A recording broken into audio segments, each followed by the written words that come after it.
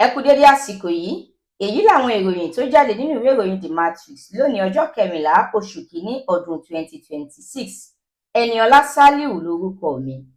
Orílẹ̀-èdè wa Nàìjíríà àti United Arab Emirates ti tọwọ́ bọ ìwé àjọṣepọ̀ tó gúnmọ́ lórí káràkátà àtokòwò eléyìí tí yóò mú kí ọrọ̀ ajé orílẹ̀-èdè méjèèjì tún gbòòrò sí i, yóò sì tún jẹ́ àǹfààní fún àwọn olùdókòòwò àtàwọn alẹ́nulọ́rọ̀ lágbọn ọrọ̀ ajé. Ọ̀pọ̀ ọmọ orílẹ̀-èdè yìí ni wọ́n ti bẹ̀rẹ̀ sí ní sọ méní méjì lórí àfikún owó tíjọba ń gbà lórí ẹrù tí wọ́n ń gbé wọlé, eléyìí tí wọ́n kìlọ̀ wípé àkóbá gbà ni yóò jẹ́ fún ọrọ̀ ajé wa. Orílẹ̀-èdè wa Nàìjíríà ti rí ìrànlọ́wọ́ tuntun gbà láti ilé-iṣẹ́ ológun orílẹ̀-èdè Amẹ́ríkà fún ìmúgbòòrò ètò ààbò. Ìjọba ìpínlẹ̀ Edo ti fìdí ẹ̀ múlẹ̀ pé wàhálà tó ń wáyé ní ìpínlẹ̀ ọ̀hún lọ́wọ́ kan ilẹ̀ òkèèrè nínú, kìí ṣe àwọn akẹ́kọ̀ọ́ rárá.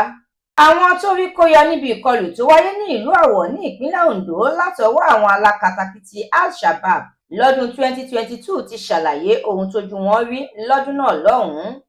Orílẹ̀-èdè wa Nàìjíríà yóò fọwọ́sowọ́pọ̀ pẹ̀lú orílẹ̀-èdè United Arab Emirates láti gbàlejò ètò Investopia nínú oṣù kejì ọdún yìí. Owó náírà wa tún gba agbára níwájú owó dọ́là ilẹ̀ Amẹ́ríkà lọ́jà àgbáyé FX. Ìròyìn amúlùúdùn. Gbajúgbajà òǹkọrin tàkasúfèé ní Portable ní ilé-ẹjọ́ ìjọba àpapọ̀ tó fìdí kalẹ̀ sí ìlú Ọ̀tà ní ìpínlẹ̀ Ògùn ti ní yóò wà ní àtìmọ́lé títí wọn yóò fi gbọ́ ẹjọ́ láti gba onídùúró rẹ̀. Ìròyìn eré ìdárayá.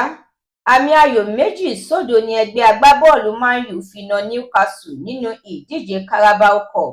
Ẹ̀kúnrẹ́rẹ́ àwọn ìròyìn yìí àtàwọn ìròyìn míì lẹ́ ò láǹfààní láti jẹ̀gbádùn tẹ́ bá darapọ̀ tẹ́ ẹ sì tẹ̀lé The Matrix lórí Facebook, Instagram, TikTok, YouTube àti X.